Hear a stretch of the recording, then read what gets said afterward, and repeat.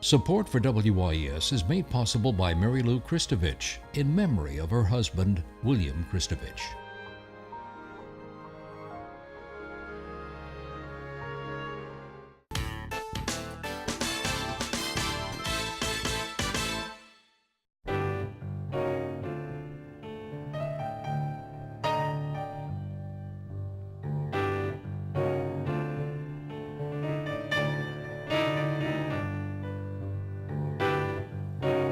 Good evening, I'm Peggy Scott Laborde, and welcome to Steppin Out, spotlighting the New Orleans area's arts and entertainment scene. Seated at our table tonight, Ian McNulty. It's been far too long. Food writer for the New Orleans Advocate. Great to see you. Great to be here, Peg. Hi Thank there. you. Thank you. Like the tie. Oh, thanks.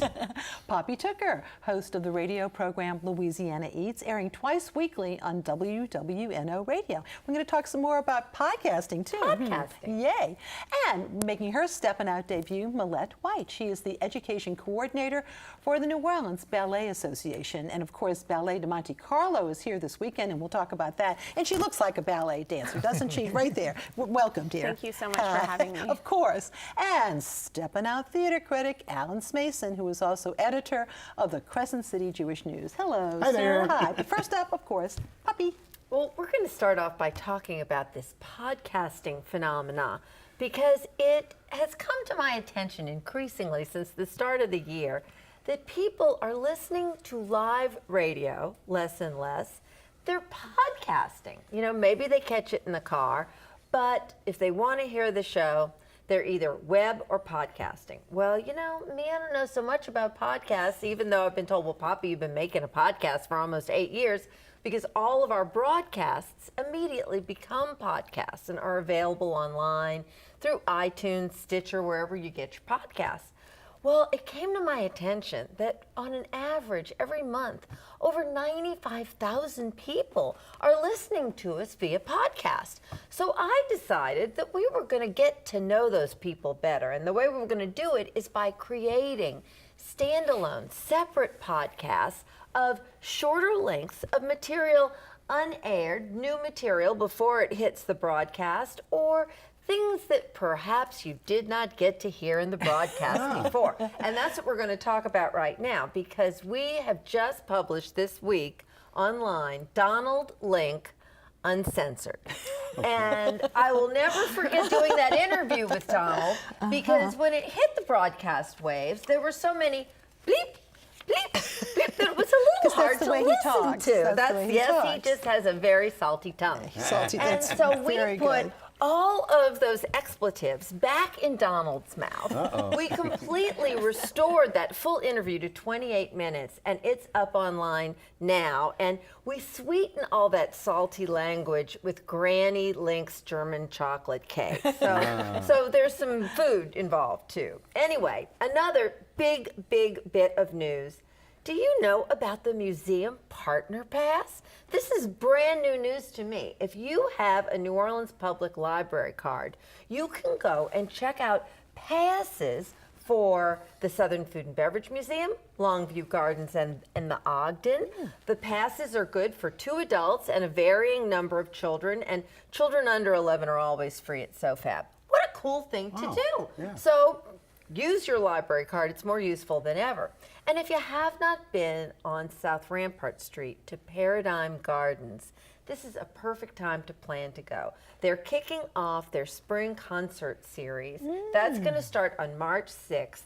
They partner with restaurants Patois, Coquette, and new this year, Stokehold. And for $80 inclusive, with garden cocktails from Cathead Vodka, wine from Republic, and beer from Port Orleans, and you can also BYOB if there's something you want to bring.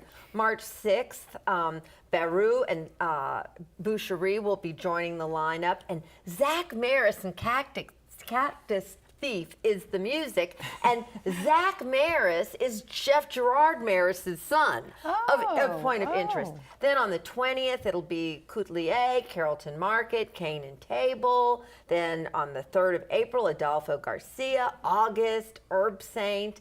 April 17th, Coquette, Brightston's, Pesh, Mofo.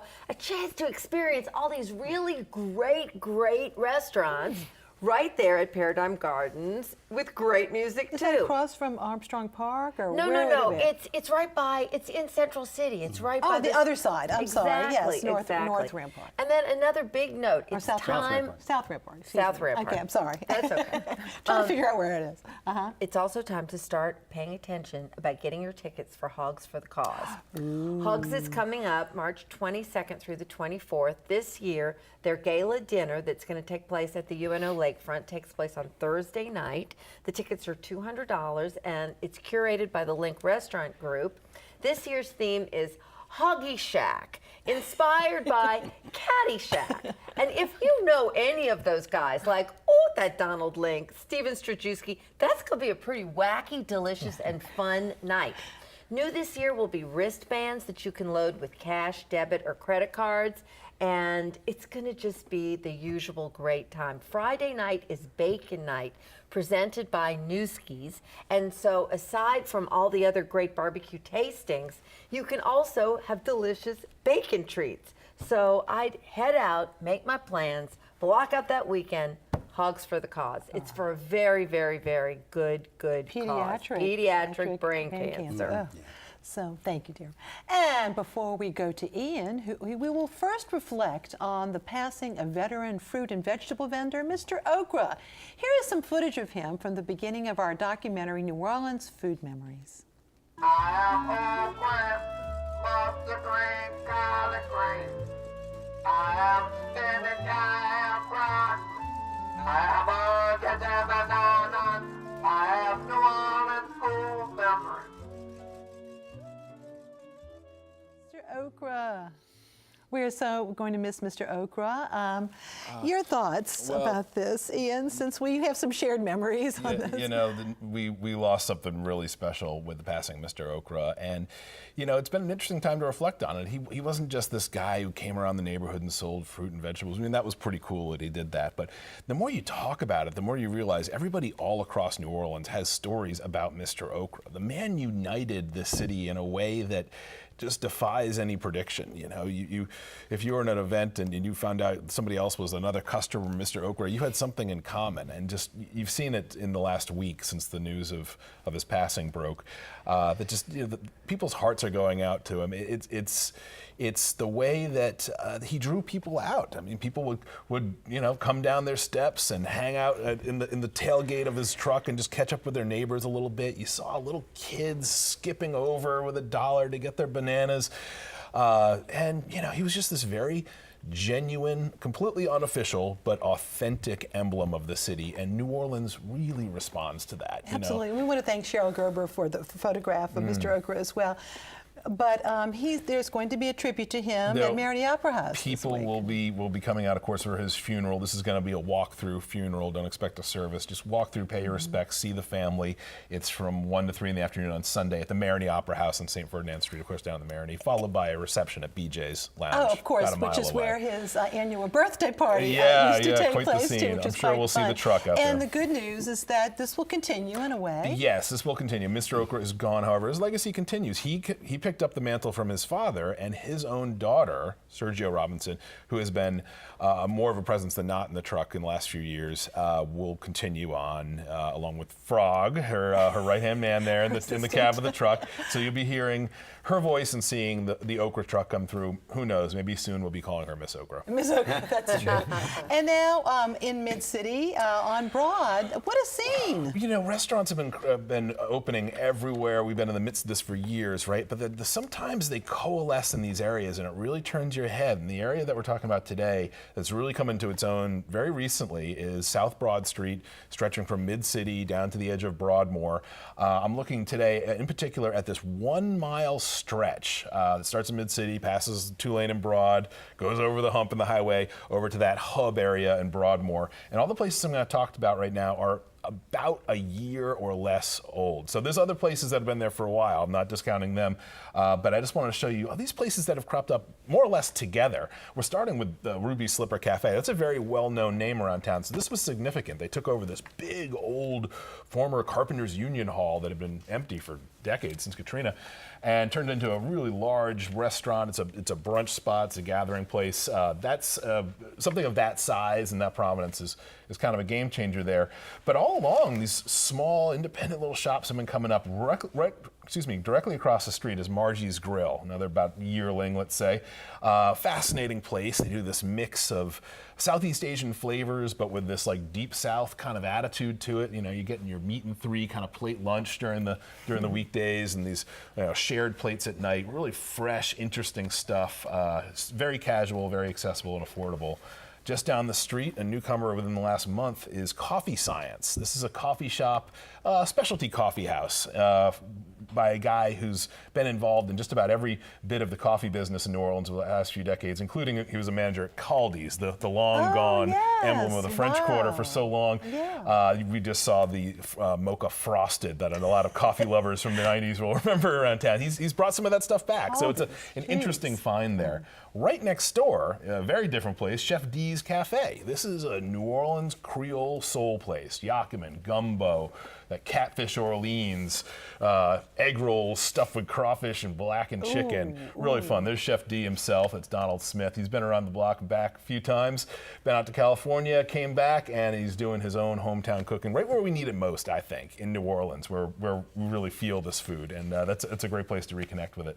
Now go over the hump, go over the highway, over to the Broadmoor area. Wayward Owl is just a slightly bit off of Broad Street, but you see it right when you come by. This is the old Gem movie theater. Again, vacant and empty for decades, almost gone. It was on the demolition list. Turned into Wayward Owl Brewing Company. That's their tasting room you saw there in the old movie theater. It's fascinating space. Food trucks and pop-ups there as well. Continue down the street, a really interesting, very tight cluster. This is all the next three places, all in the same block of Broad Street.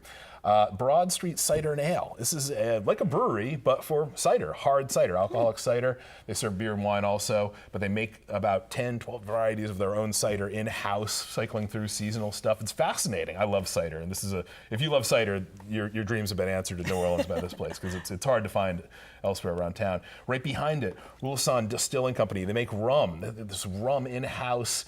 It's not aged at all. It's white rum, as you see, but it's so flavorful and delicious. Extremely small batch, good quality stuff. They do tastings there. I mean, you can walk from one place to the next. And then just next door to that, Piety and Desire Chocolate. This is a specialty chocolate shop where they make the chocolate from the bean to the bar, as they say. So they're roasting it in there. You can smell chocolate being made. It's really fascinating. All three of those places, including Wayward Owl, within several blocks of each other. Fascinating Saturday afternoon. Just pick one to start and hit them all. Go to Laurel Street Bakery for a coffee and some food too, which is on the same block, and then Uber home whenever you do. And just a P.S. on Wayward Owl, part of that's the old Gem Theater, which is where they're located. But across the street, they've taken over this other building, which was kind of ramshackle, and that was the site of the Hubcap King. So anybody going over Broad overpass, you know exactly where we're talking about. Well, that's for sure. And it's a fascinating footnote too, is for all these places to be so close together, look for some cross-pollination. You're seeing the chocolate maker using the rum. You're seeing the cider place use the chocolate and the rum and the beer. And I'm sure you'll see some of these restaurants and coffee shops cooperating too. It's they're changing the pace of Broad Street. It's not just a place to zoom through on your way somewhere else anymore. Thank you so much, Ian. And New Orleans Magazine's quiz queen, Julia Street, has a question for us. Last time, Jacob Bowes gave us the names of two parading crews that are named after ancient cities. The answers, Babylon and Sparta. Now tonight's question. This town claims to be the crawfish capital of the world. Name the town and the bayou that it is located on. Email your answers to steppinout@wyes.org. Our prize is a year's subscription to Louisiana Life magazine. An apron with the message, recommended golfer's diet, plenty of greens, avoid water, from our friends at WearableVegetables.com. And a pair of free admission passes to either the Audubon Zoo, Aquarium of the Americas, or the Butterfly Garden and Insectarium. You can go to WYES.org for our online calendar to see our lineup of events. You can also link to our WYES YouTube channel to view our program. Now, Millette, what a weekend you all have. Yes, we do. And the Ballet De Monte Carlo. What a coup. Only 3 places in America they're stopping, and this is the first? Yes, it's the first stop of their North American tour. NOBA has not presented the company for more than a decade. The company was founded in about 1985 by HRH, the Princess of Hanover. And its artistic director, Jean-Christophe Mailloux, he's just And really of course, we have some footage as we will kind of let go on its own, but it's Romeo and Juliet, but a very different interpretation. Let's take a look. Yes.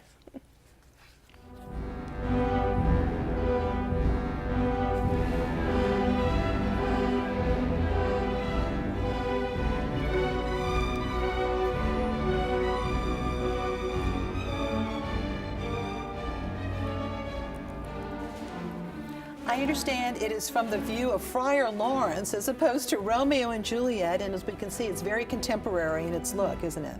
Yes, the kind of thing that sets it apart is that rather than focus on the feuding between the two families, it really is taken from the perspective of the friar and sort of the accidental death of these star-crossed lovers.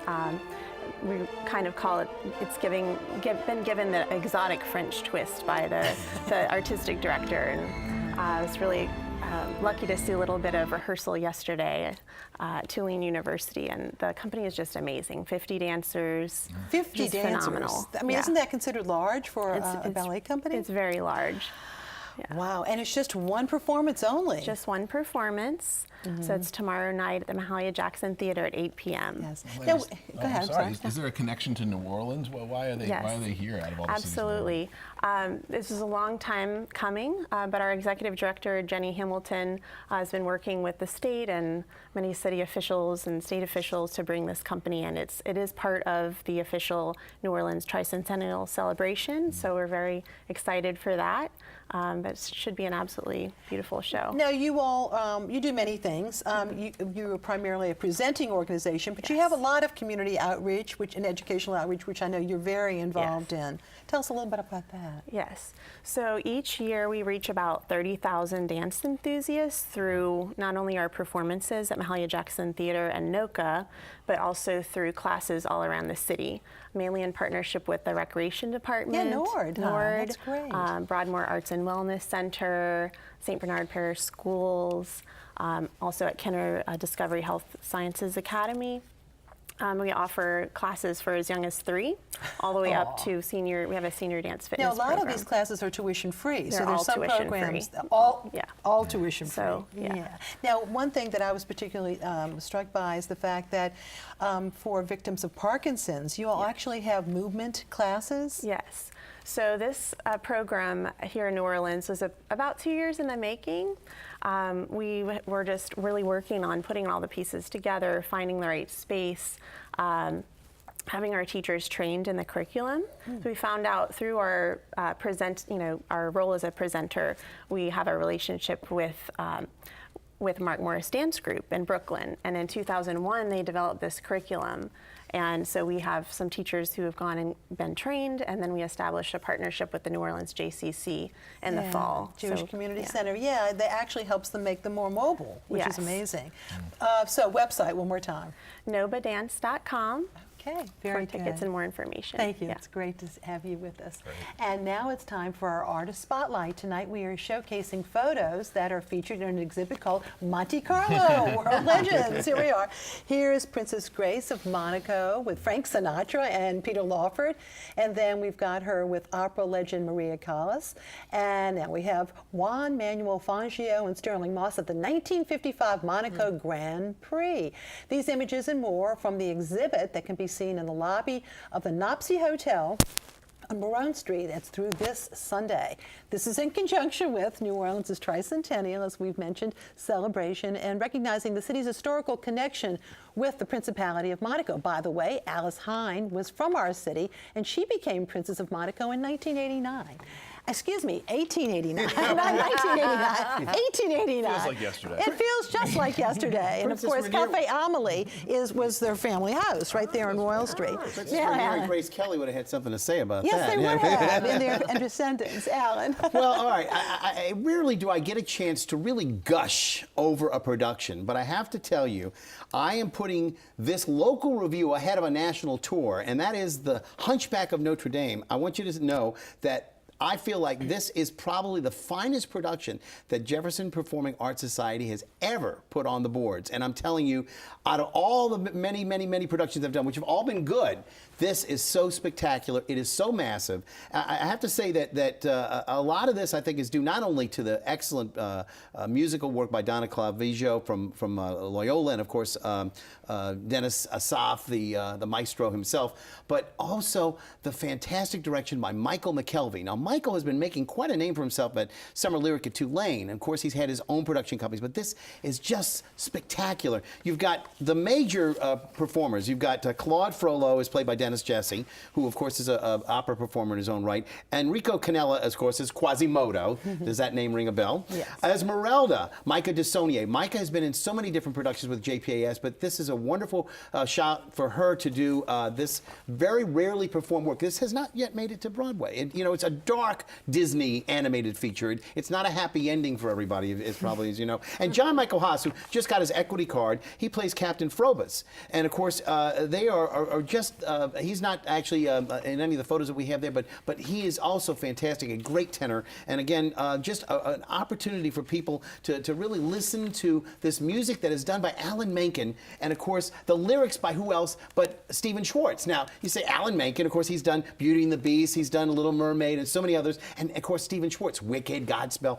So it's a beautiful opportunity to hear their music together where they really, it's rarely performed. And again, I just can't say enough good things about this. I want everybody to go out there. Jefferson Performing Arts Center, that's on Airline Drive. And again, tickets are going to be available only this weekend and next weekend, and that's it. So again, if you get a chance to go, please, please do. Now, I did mention a national review. Of course, that is going to be the color purple. They're on tour now. They're at the Sanger. And of course, just in time for Black History Month. Now, those of you familiar with the Alice Walker novel, you know the story, the travails of Celie and Nettie, the two sisters who were separated, of course. But this is a great all-star cast. One of the things I was ruminating over after I'd seen it, it's a great show. Wonderful singing. I mean, the principal actors, Adriana Hicks, who plays Celie, and of course, you've got Nijama Kamara, who plays Nettie. You've got Carrie Campari, who is on there as well. She plays Sophia. And of course, Carla Stewart plays Shug Avery, which is a great role for anybody, a great voice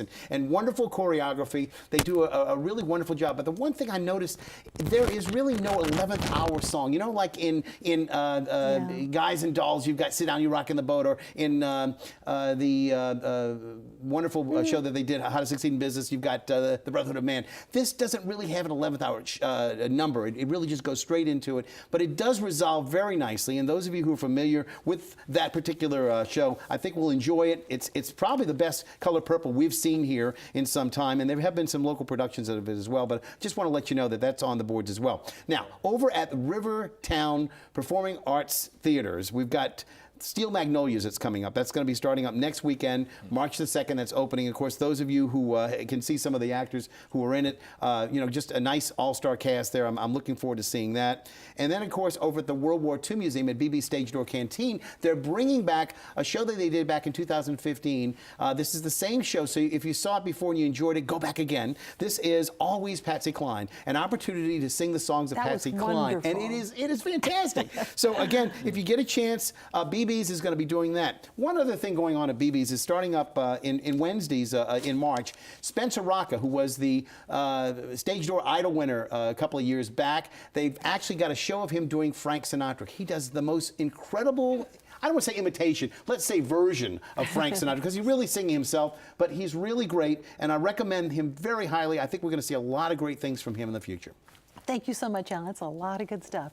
And before we go to picks, we'd like to share the names of the winners of our Carnival quiz that aired during our broadcast of the Rex Ball Mardi Gras night. First, the questions. All right. During his parade, Rex toasts the mayor of Gallier Hall. But where does he toast the queen in her court? Answer, Intercontinental Hotel. What are the maskers on the Boeuf Gras low costume-as? You could have said chefs or butchers. And then what do the initials MKC stand for? The Mystic Crew of Comus. And here are the winners. Jimmy Nelson won the one-night stay at Homus House Plantation and Gardens, which also include the breakfast and a tour. And see the others on the screen. Thank you so much to all of them. And they'll be listed on our WYES.org website. We want to thank Pelican Publishing and, of course, the Rex organization for their great prize donations, too. And now it's time for picks. Ian. Poppy mentioned earlier Hogs for the Cause. Well, on Monday, there's going to be a special fundraiser for one of those Hogs for the Cause teams, Blue Oak BBQ, the reigning champion from last year's event. They're going to be doing a Tex-Mex supper. It's this Monday, a la carte. Just go for dinner as usual, and you're supporting a cause with good Tex-Mex food. They'll do it again on March 12th. All right, thank you, Poppy. On Saturday night, Serena Johnson, one of my favorite young chefs, is doing a CHOP-inspired pop-up dinner at Liberty's Kitchen.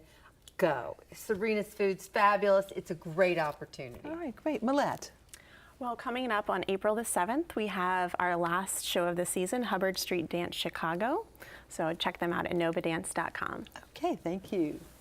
Before I get to the picks, let me just mention quickly, how do you get to Carnegie Hall? Go with the LPO. They're going to be at Carnegie Hall this weekend, which is fantastic news. So I wanted to give a shout out to them. And also, those of you who haven't got your tickets yet, Melissa Errico and Brian Batt at NOCA, check it out online. That's going to be wonderful. Now, for those of you who have not heard, Cirque du Soleil's Cortero, which is basically, it's like a jazz funeral for a clown. That's what it's essentially. And it's opening here in New Orleans at the Smoothie King Center. Where else in of course, the world should you do a jazz funeral, but right here in New Orleans? Cirque du Soleil, and it's supposed to be really fantastic. 8 million people have seen it already. Jeez, and pretty soon we're going to be talking Tennessee Williams Theater and literary and all kinds of good stuff.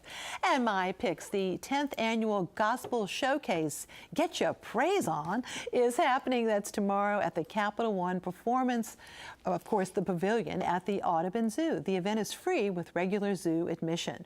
Also tomorrow, join Chris Champagne with his comedy satire show, Atreo, on Tulane Avenue. Tickets are just $15, and the show starts at 8 p.m. And Sunday is the last day for Prospect 4, that series of citywide art installations. Very, very ambitious this year. Most appreciated for that. It's great to see you again, and that you were on. We were talking, but I haven't met you in person, so it's great to have you visiting with us. Thank you so much. And thank you all. And Ian, good to see you too. Always see you a pleasure, soon. Peggy. Thank you. Thanks for watching, and good night.